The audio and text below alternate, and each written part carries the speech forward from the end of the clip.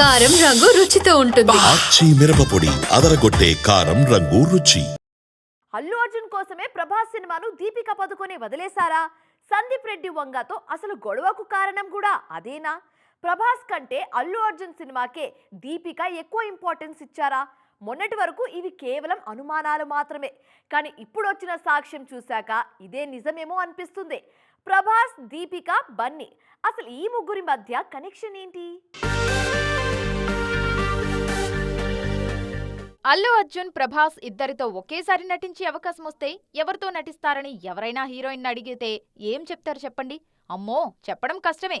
ఇద్దరు పాన్ ఇండియానే కదా, డేస్ట్ అడ్జస్ట్ చేస్తాలేండి, ఇద్దరితో నటిస్తా అంటారు. కానీ దీపికకు మాత్రం ఆ కన్ఫ్యూజన్ లేదు.